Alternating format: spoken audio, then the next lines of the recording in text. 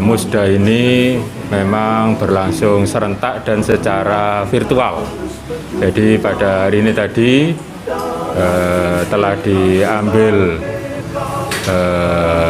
sumpah jabatan ya dari seluruh DPD se-Indonesia, khususnya untuk di Jawa Timur berarti 38 DPD. Untuk Gresik itu ada 8 pejabat ya, gitu ya, pejabat partai yang dilantik, yaitu ada Ketua MPD bersama Sekretaris, Majelis Pertimbangan Daerah bersama Ketua dan Sekretarisnya, kemudian di jajaran Dewan Pengurus Daerah yaitu Ketua, Sekretaris, Bendahara, dan Ketua Bidang Kaderisasi, serta Dewan Etik Daerah, Ketua dan Sekretaris. Nah, 8 orang ini tadi sudah dilakukan pelantikan jabatan setelah seminggu yang lalu itu ada pemilu raya dari anggota pelopor PKS itu memberikan suaranya untuk memilih 8 calon Dewan Pimpinan tingkat daerah ini. Nah, pada hari ini 8 calon itu yang dilantik dan diambil sumpah jabatannya. Ini sebenarnya melengkapi agenda Munas yang berlangsung sebulan yang lalu, sebulan yang lalu yang agenda Munas itu waktu itu juga ada beberapa hal yang memang urgent, seperti misalkan perubahan terkait dengan perubahan beberapa prinsip dasar, yaitu seperti perubahan logo, perubahan mars, perubahan himne. Nah, kemudian secara cepat dari Munas yang berlangsung 1 bulan lalu, kemarin Muswil dilakukan secara serentak, dan hari ini Musda secara serentak. Tentu saja ini bagian dari proses regenerasi, gitu kan, proses regenerasi baik di tingkat pusat maupun di tingkat daerah. Dan tentu saja ada beberapa target dan capaian yang itu disampaikan dari pusat kemudian ke wilayah dan sampai ke daerah. Itu sebagai pengantar mungkin ya. Nanti lebih detailnya Pak Fahrizal sebagai Ketua DPD lebih lanjut tentang apa yang akan dilakukan oleh PKS sesuai dengan arah kebijakan yang diberikan oleh Munas dan Muswil yang hari ini nanti juga akan kita bahas. Mungkin itu saya sebagai Ketua MPD memberikan pengantarnya. Seperti itu, dilanjutkan. Bismillahirrahmanirrahim. Assalamualaikum warahmatullahi wabarakatuh. Alhamdulillah, salatu wassalamu ala syarikalah, wa asyhadu anna Muhammadan abduhu wa rasuluh. Allahumma shalli wa sallim ala sayyidina Muhammad wa ala alihi wa sahbihi ajmain, amma ba'du. Siang hari ini sebetulnya kita sedang break ya. Setelah tadi pelantikan oleh DPP, dalam hal ini Badan Pengembangan Wilayah ya. Tadi pagi, kemudian nanti setelah ini kita langsung koordinasi dengan wilayah ya Jawa Timur untuk menerjemahkan Munas dan Muswil yang kemudian nanti akan diterjemahkan jadi hasil Musda itu. Pada prinsipnya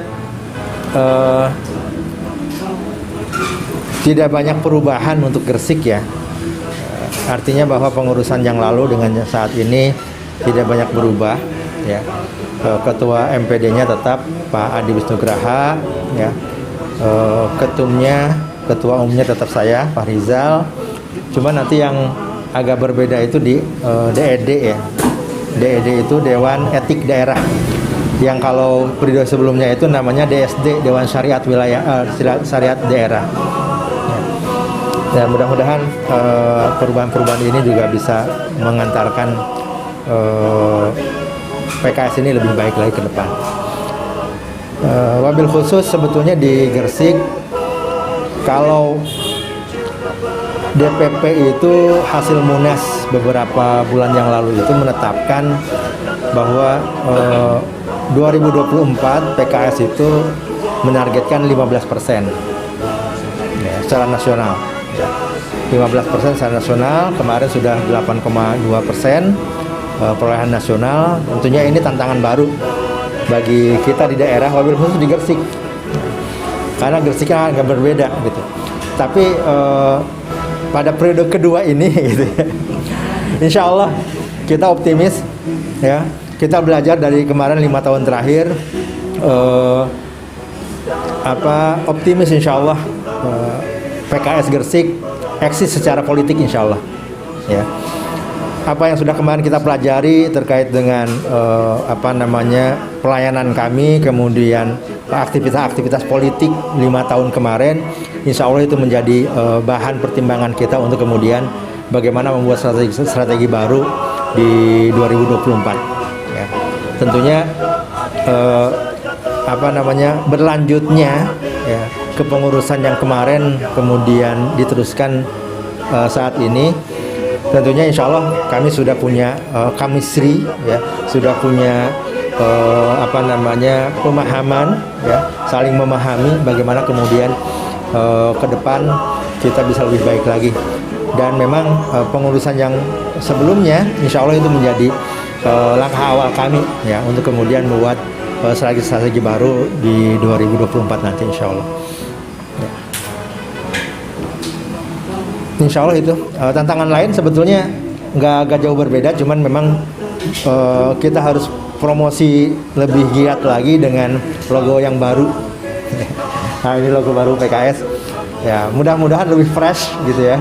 Anak-anak muda insya Allah mudah-mudahan lebih mengena gitu. Dan ini memang strategi kami di PKS supaya kemudian anak muda yang menjadi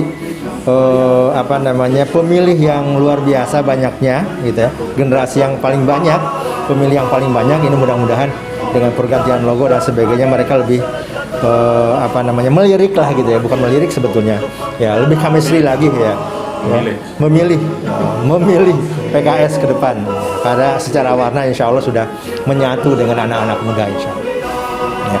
Nah, ini mungkin tantangan juga ke depan di Gresik. Tentunya tantangannya lebih besar ya, lebih besar karena memang sudah 20 tahun ya belum ada kursinya, maka ini tantangan sendiri itu bagi kita. Kemarin strategi kemarin sudah kita rubah sebetulnya dari sebelum-sebelumnya, tetapi memang masih belum ditakdirkan Allah ya. Tapi kita optimis, perjuangan itu memang kadang hasilnya tidak seperti yang kita harapkan, tapi tetap tidak boleh pesimis, tetap kita optimis membuat strategi-strategi baru supaya kemudian PKS Gresik lebih eksis secara politik ya.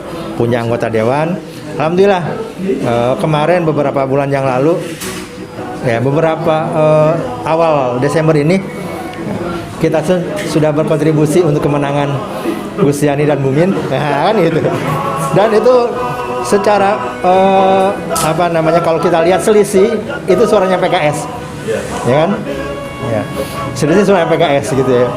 Tapi kita tidak kemudian bahwa kita menjadi satu-satunya partai yang berkontribusi, tapi kita memang mudah-mudahan kemenangan kemarin di 2020 ya, pilkada kemarin, mudah-mudahan itu menjadi kebaikan dan langkah awal kemudian kita bisa lebih baik lagi ke depan insya Allah. Tentunya tantangan kita ke depan itu bagaimana kemudian PKS ini dirasakan bukan hanya sebagai istilahnya itu pelayan bagi perkotaan gitu ya, karena desa di Gresik ini luar biasa ya, belum lagi kebawean gitu ya. Artinya anggota PKS itu harus diperbanyak ya. Anggota PKS harus betul-betul dia menyentuh wilayah-wilayah pedesaan, bahkan RT RW gitu ya. Karena bagaimanapun struktur itu menjadi penting. Nah, ini yang tantangan berikutnya juga bagi kita ya. Bagaimana kemudian pemenuhan struktur itu menjadi bagian yang tidak terpisahkan untuk kemenangan 2024. Dan kita kemarin sudah memutuskan dan insya Allah akan diketok sore ini, insya Allah untuk struktur PKS tingkat kecamatan dan tingkat kelurahan dan desa, insya Allah kita targetkan sampai 2024 bisa 100% gitu ya. Hasil kemarin masih ada masih 60-70% ya struktur di tingkat wilayah, di tingkat kecamatan dan desa. Maka mungkin 2024, 5 tahun ke depan, mudah-mudahan 40-30% itu bisa kita selesaikan. Ya. Nah ini juga kita berharap support dari masyarakat Gresik ya untuk bersama-sama berjuang lewat PKS. Tentunya komunikasi kita di PKS ya harus lebih elegan, harus lebih terbuka ya. Dan sekali lagi pada kesempatan saat ini juga kami pengurus yang baru gitu ya mengajak masyarakat untuk berjuang bersama ya. Momentum 2024 juga tidak lepas gitu ya ketika kita jadi oposisi ya. Ini juga momentum sendiri gitu ya untuk kemudian bisa merangkul masyarakat di Kabupaten Gresik ya, untuk kemudian berjuang bersama ya. Walaupun di nasional kita oposisi, tapi di Gresik kita koalisi. Nah kita akan coba kolaborasikan antara oposisi dan koalisi yang ada di Gresik seperti apa. Kita secara program nanti kalau bahasa marketing itu aktivasi dari tagline bersama melayani rakyat itu. Kader-kader PKS itu sebenarnya seperti yang aktual ini kasus banjir misalkan itu kemarin juga baru kemarin mungkin hari Sabtu itu turun juga. Sebenarnya ada ya kegiatan-kegiatan kalau tadi di ibu-ibu itu ada rumah keluarga Indonesia. Jadi ada kegiatan-kegiatan begitu tapi memang ya kita masukannya untuk teman-teman di DPD memperbaiki saluran komunikasi tadi agar artinya logo yang baru kemudian tagline itu kan tidak bermakna kalau komunikasinya nggak nyambung ke bawah ya. Kira-kira itu nanti seperti itu. Salah satu programnya ya insya Allah itulah memperbaiki komunikasi sampai ke bawah tadi. Sebetulnya ada 3 ya underbow kita di anak-anak muda ya. Yang pertama Gema Keadilan ya, Gema Keadilan itu lebih banyak segmennya di kepemudaan. Kemudian ada juga khususnya itu selain teman-teman Gema Keadilan itu ada PKS Muda. Nah, PKS Muda juga ini menjadi segmen kita, memang belum termaksimalkan saja di Gresik ini. Kemudian yang ketiga, anak-anak muda juga ada namanya Garuda Keadilan. Ya, memang agak khusus Garuda Keadilan, karena Garuda Keadilan itu kita menginginkan bahwa anak-anak anak-anak anggota partai ya itu bukan anak biologis saja, tapi kita berharap menjadi anak ideologis juga. Jadi, maka kemudian Garuda Keadilan ini kita dirikan ya khusus untuk anak-anak kader ya, anak-anak anggota partai. Ke depan segmen anak muda ini perlu ada tadi ya, perlu ada perbaikan strategi gitu ya. Bagaimana kemudian keterlibatan anak-anak muda di politik ini menjadi lebih baik. Tapi itu punya peluang. Karena kalau kita lihat misalkan kemarin pilkada ya, Gresik ini pemilihnya kemarin 81%. Artinya itu terbaik secara nasional gitu. Dan itu tentunya anak muda sudah mulai aktif dalam berpolitik, tidak lagi apatis. Bupati kita anak muda, dan anak muda punya semangat yang luar biasa untuk memenangkan bupati ketika itu ya, Gus Yani. Nah ini tentunya peluang ya bagi partai-partai politik bagaimana kemudian melibatkan mereka dalam kegiatan-kegiatan politik gitu. Kegiatan-kegiatan politik. Nah berharap evaluasi yang kemarin kita lakukan itu betul-betul bisa kemudian menjadi panduan gerak ke depan untuk kemudian memperbaiki strategi-strategi di beberapa segmen. Ya.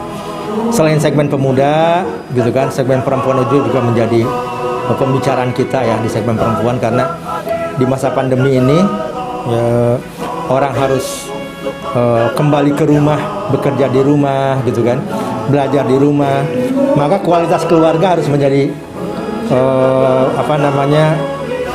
prioritas kita juga. Bagaimana keluarga berkualitas? Si ibunya harus jadi guru juga, gitu kan? Bapaknya juga kalau pulang kerja juga harus menjadi guru lagi, gitu di rumahnya. Maka ketahanan keluarga menjadi penting, dan ini kemudian menjadi salah satu program-program kita bagaimana kemudian kita pun masuk ke segmen keluarga dan perempuan. Kemudian yang tidak kalah pentingnya juga pekerja. Momentum kemarin Omnibus Law, gitu kan, itu menjadi luar biasa bagi PKS. Karena apa? Karena punya kedekatan yang luar biasa PKS dengan para pekerja, gitu ya. Karena sama-sama kita menolak Omnibus Law, gitu ya, dengan beberapa catatan itu ya. Dan kita berharap kedekatan PKS dengan para pekerja juga kemudian bisa kita teruskan di wilayah Gresik ini, gitu ya. Alhamdulillah, insya Allah beberapa tokoh-tokoh tokoh-tokoh buruh, tokoh-tokoh pekerja sudah kita sering ajak ngopi, komunikasi. Mudah-mudahan ke depan sedang menyatukan chemistry lah, gitu ya. Kalau di pusat sudah oke, nah tinggal di Gresik bagaimana biar chemistry-nya, kepercayaan sama-sama kuat. Oke, kita sama-sama berjuang, gitu. Ya, itu untuk yang di Gresik ya, segmen pekerja.